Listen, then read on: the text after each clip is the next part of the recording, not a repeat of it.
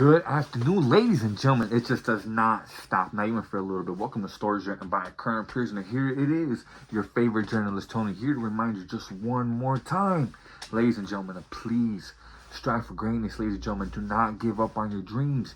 Take that initiative, take that first step in chasing your dreams, ladies and gentlemen. Trust me, time will pass by, and before you know it, you will be where you want to be. But all it takes is that one step, ladies and gentlemen. Don't let nothing hold you back. Don't let negative influences hold you back. Don't let someone tell you, like that ain't gonna work. That's a joke. Don't waste your time on it. Don't listen to those type of people.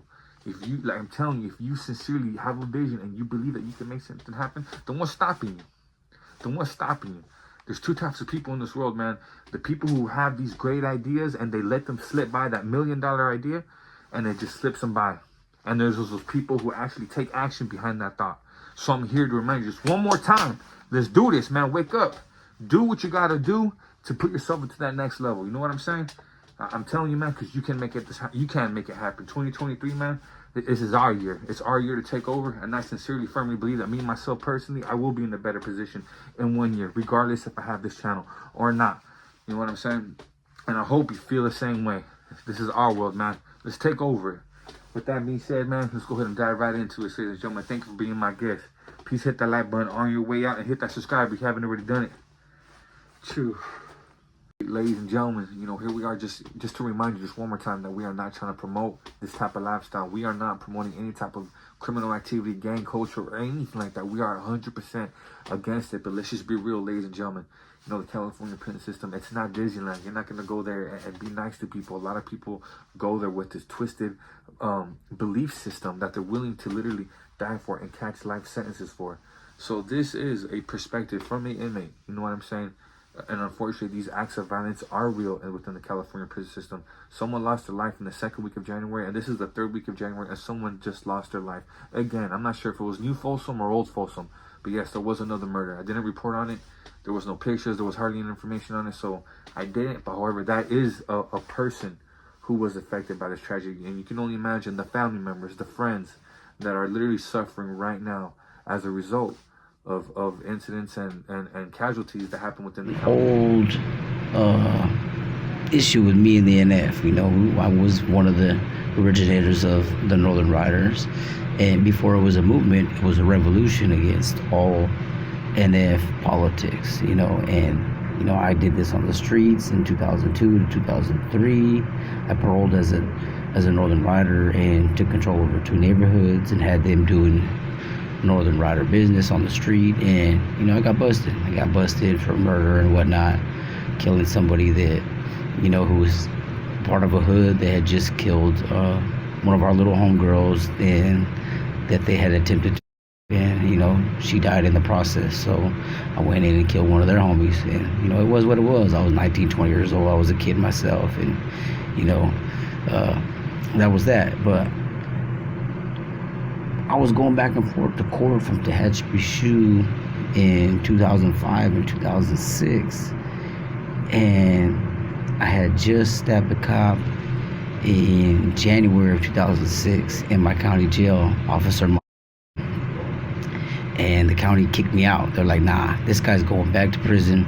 He's not even going to court. If you guys want him down here, you're going to have to subpoena him and do this and that again, because I had stabbed the officer there. And I had hit a known WITSEG informant named Capone from Norwalk, who had testified on a bunch of MA in Los Angeles County in the 90s, who was hiding up north. And we found who he was in the county, and we got him. Well, I got him, because he had disrespected, and, we were just tired of this dude. Like, man, we ain't trying to be around this dude. But, so, I'm heading back to Delano after all this, and I had never been to Delano before, so I didn't know you could have cellies. I didn't know what it was. It was a reception for, the lower part of the Central Valley.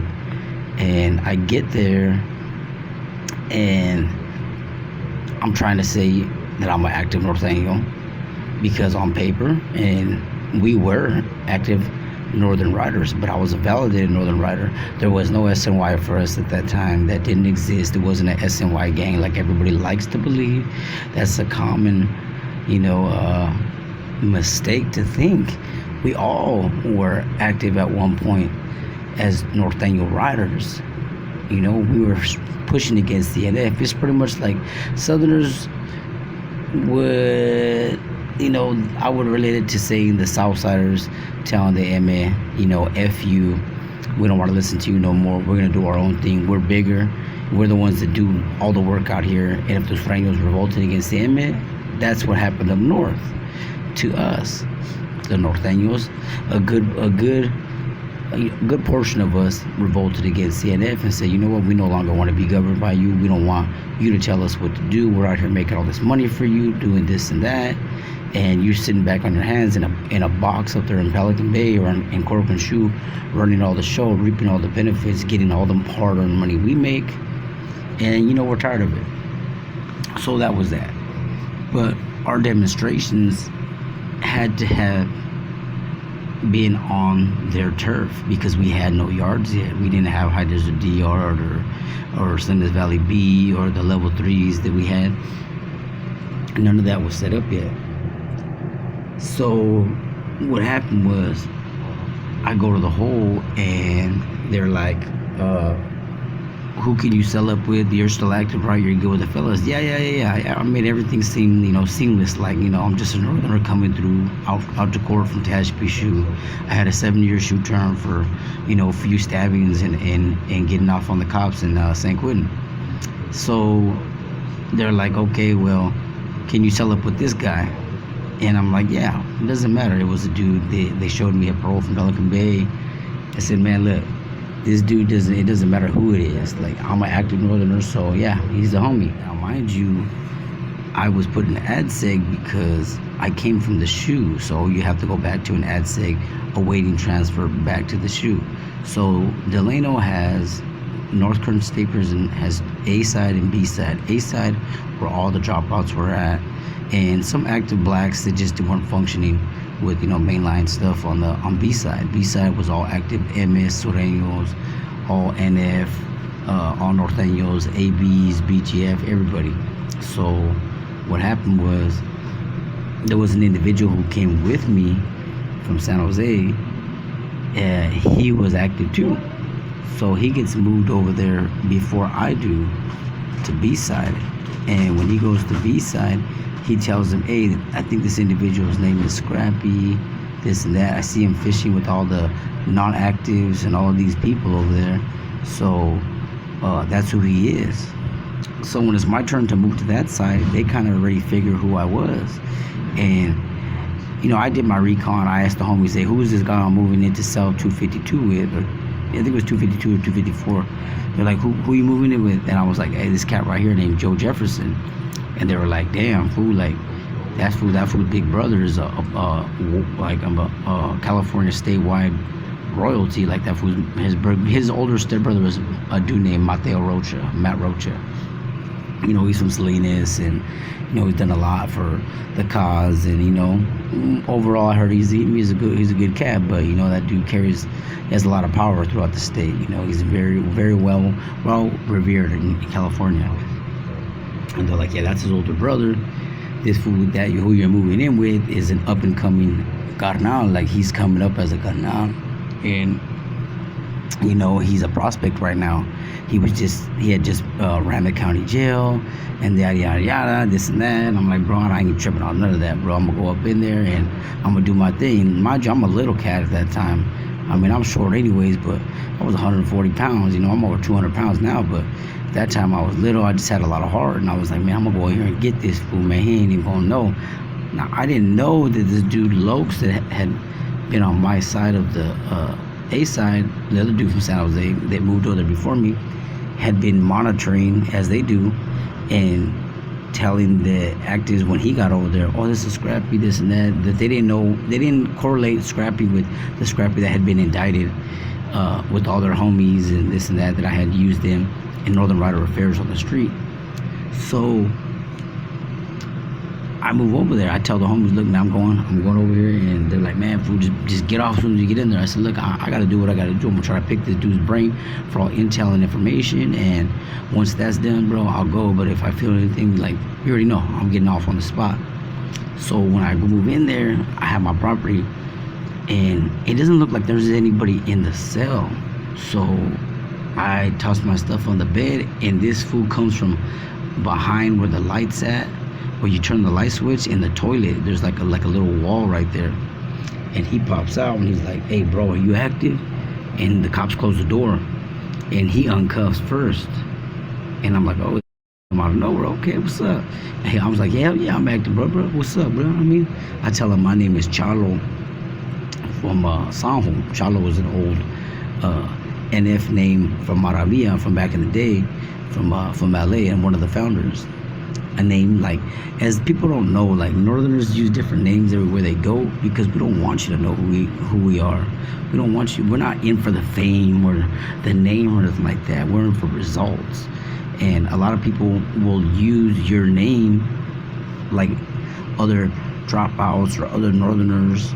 They'll use your name to get in with other people, or to certify who they are because they've been around you. And we don't like that. I mean, we don't want that, because a lot of people be like, "Oh, I've been around this guy, and it all checks out." And that's something that we try to avoid, because, not only that, canines, the cops like to, label this guy and that guy, and if you give them a false name every time, you can't. It's harder to be like, "Oh, well, this individual Chalo over here is doing this and that." But the cops are like, "Well, that's scrappy." Like, so the information is wrong. It's misinformation. Anybody who's snitching, or anybody who's trying to drop dimes on you and get you validated, is putting out there. So getting back to the cell, I'm in the cell with this dude. He's trying to drill me like, "Hey, bro, like, they're saying you're this guy and that guy," and I'm like, "Look, bro, this is who I am. Here's my paperwork. Here's all my stuff, man. You take it as it is." And here goes, I'll write my NAQ, my NA questionnaire, and I'll let people know, I'll let the homies know exactly who I am.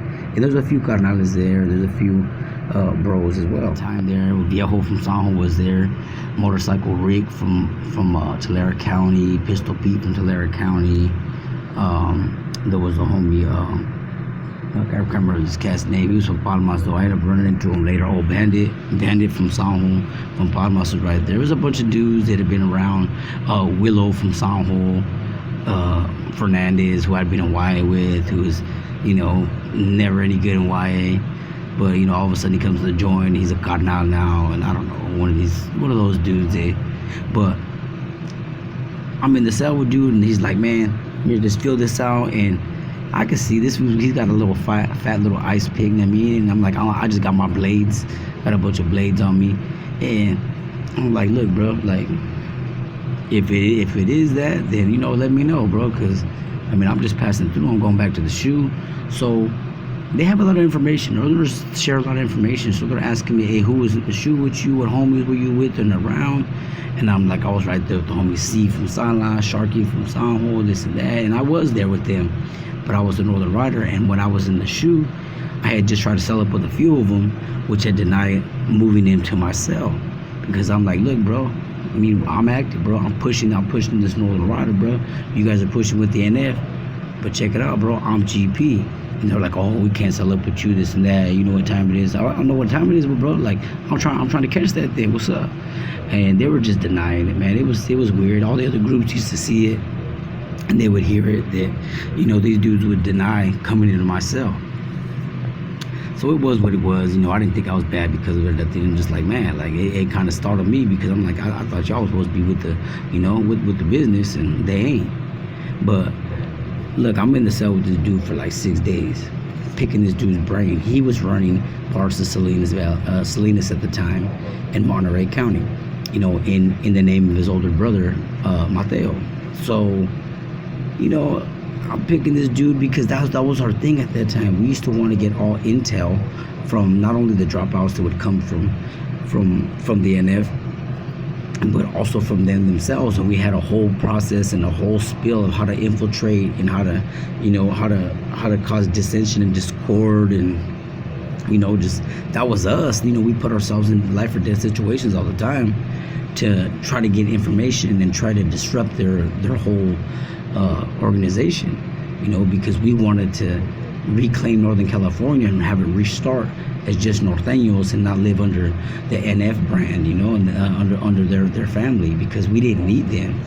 So I mean, here this dude's over here giving me so much intel. Like, he likes to brag about himself, brag about all the dope he had, brag about all the females that got on his job because, you know, he's brothers with so and so, and he's an upcoming carnal. And, you know, I let this dude, you know, entertain himself, and he's over here giving me the whole rundown, and I'm like, okay, that's what's up. That's what's up, bro. Mind you, as he's telling me all this vital information about the Monterey County Salinas Regiment, he's in violation. I haven't even been fully cleared yet. You know, you have to go to the yard at least once to be fully cleared. So I was cleared partially because, you know, my whole fable that I had crafted, there was probably like 30 Northerners at the time. They bit into it. They're like, okay, well, because they had asked me where I was in the county. I told them, look, I was over here and on an overflow pond that I had never even been to. And, you know, I had just whacked one of these dudes. I had whacked Sapo from Daly City, who was another hermano, Northern Structure, Nuestra Raza, from Daly City. And, you know, like, I don't understand why these guys' intel wasn't up to par and I knew exactly who I was. Or maybe they did, and they just were just waiting for me to go to the yard, which was my whole intentions, was to try to get as many as I could, you know. So my neighbor at the time was a BGF individual named Grego from Los Angeles, and me and Güero were in the cell, and, you know, we're cutting it up, and this fool's guard got, you know, all the way down pretty much, because as a new arrival, if I'm not fully cleared, I can't fish. I mean, I can fish, he can't fish. Because his back is never to be turned to me, you know. When we go to the shower, he can't even take a shower. He has to be posted up because they didn't trust anybody, because, you know, people like me who were Northern Riders, and, you know, the New Flowers had been coming up too. You know, they were doing their thing, and they couldn't trust nobody because, you know, they were getting took off on, and they never wanted to be in vulnerable positions. So this dude, like, even at night, I'd be over there asleep on my bed, and I could just move, and this fool would, like, pop awake, like, he was just, like, scared, you know. He had a big old piece, whatever, but, you know, I got to liking the dude, though, you know, even though he was a little braggadocious, and, you know, he's a little out there with all his, you know, his title and whatnot, and who he was becoming, and, you know, who he later became. And he did run Salinas, the whole regiments, and he was one of the highest NF out there, and he's still one of the highest NF. He's still, to my knowledge, in good standings, you know, like, he's still up there. But that's why I didn't try to cut that dude into sleep. I didn't try to do that. They would do that to us, but, you know, we had a little bit more integrity than that. So I was like, look, man, this dude's not a bad dude. I'm not gonna try to dog him out like that. So I was supposed to move on my Super Bowl Sunday, but they didn't run showers that day. So my whole thing was, I'm gonna hit him in the shower, because in the showers, all his homies are gonna witness it. Every single carnal, every single Northerner in that cell was gonna watch their homie get whacked. And then the way the shower is situated, so were all the dropouts. So everybody would see it. It would be, like, you know, just an event in the whole, like, what the hell happened? How did this dude get in that cell? Yada yada. And what, I mean, like, you know, it would have been a trip. And, you know, that's what ended up happening, man. Like I said, they partially cleared me. They were waiting. I guess they wanted me to go to the yard or whatnot, but I wouldn't have made it to the yard. The next day, I was supposed to transfer because Grego had got his ticket to go to Tehachapi, and I was supposed to go back to Tehachapi because I was just out to court from there. So I asked the cop, hey, am I on that list? He goes, no, but I think you may be an add-on. They may put you on the bus, because he said, I did see your name, but as a possible alternate. He said, so be ready. He's like, do you have any property? I was like, nah, I'm just out to court, so, I mean, I just got a couple papers and that's it. And he was like, okay, well, just be ready. So I was like, all right, man. And we had shower that day. So I'm like, look, I'm gonna have to just whack this dude. It's gonna have to get set up today. I'm not gonna make it to the yard. Even if I had stayed, committee would have took me out of the cell because I was validated as a Northern Rider, and they had put me in the cell with a validated Northern Structure. So, like, they would have been like, well, what are you doing in there? Like, you're not going back to that cell.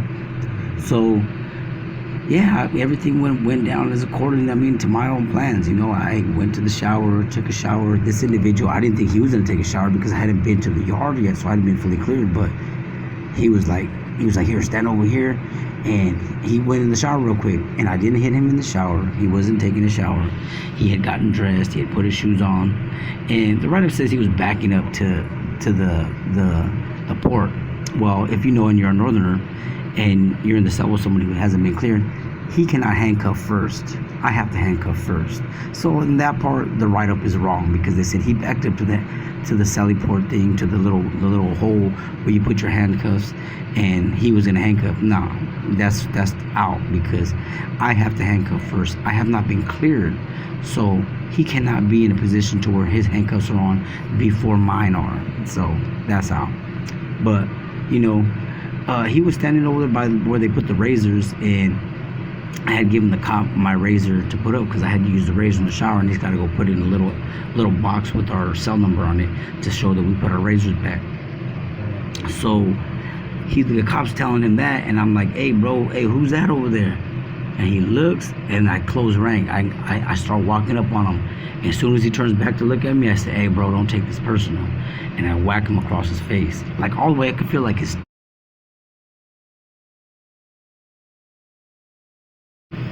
And this individual, like I said, he was a lot bigger than me. He was probably like 185, 190 pounds. I'm 140. And he grabbed my hand with both of his hands and was like, what are you doing? What are you doing? And I'm like, bro, man, you ain't know what time it is. And I start taking off on my left hand. And then I flick the razor at him, and I just start bombing on him. Like, this dude's big. Like, I mean, he's a big boy. Like, he ain't tall enough. He's probably like 5'8" or something, 5'7", but he can't fight. I'm like, what the heck? The showers turn on us, and we start slipping all over the place. And finally, we fall to the ground, and I fall to where I'm on top of this fool. Like, well, when we were wrestling, this dude was like trying to like go behind me, and like, he was like trying to bite me in my back. I was like, but he couldn't because it was too slippery. So I turned around, bombed on him, then we fell. And then when I fell, my hand was like, fell like by his mouth.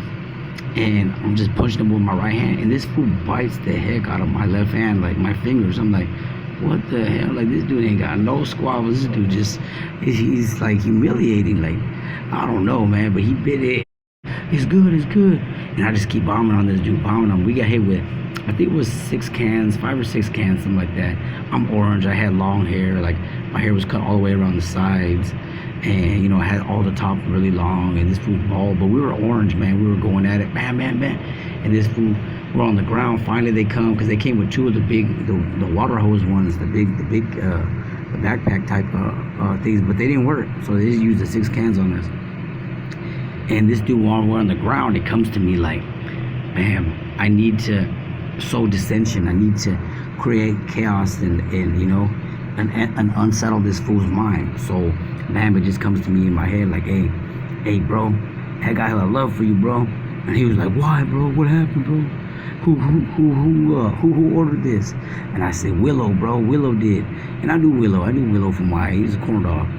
And this individual had actually used the bathroom on A side one time when I was over there, and I seen him. He didn't see me see him, and he was like, when did he call the shot? I was like, bro, I don't want to say too much for the cop, bro, but when he used the restroom. And he was like, why? He kept saying why. Like, this fool was hurt. His whole pride, his everything was just damaged. He seen his career go down the toilet, and he didn't understand it.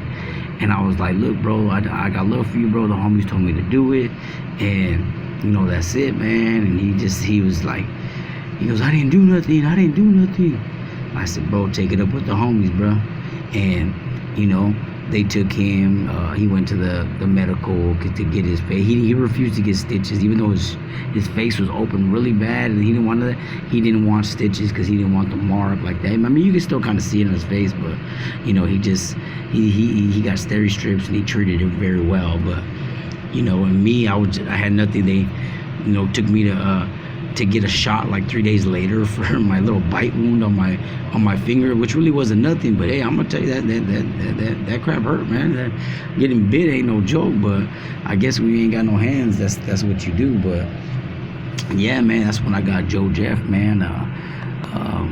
Supposed to know nowadays big time NF, but you know, it was nothing, bro. Like I said, man, what we used to do as riders was we went everywhere, and we did not refuse, because it was our goal to pretty much send the battle cry to every Norteño that we don't need to live under these fools' oppression, that we don't need to be, their puppets, and that these individuals are just men and they bleed like anybody else.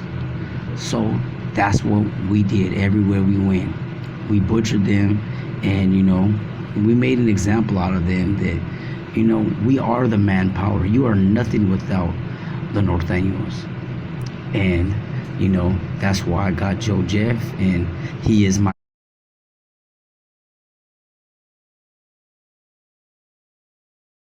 that was that. And that was in February of 2006 in North Kerr State Prison. But yeah, Tony, man, yeah, like I said, man, this went a lot deeper, man. A lot of people like to run their mouths online and this and that.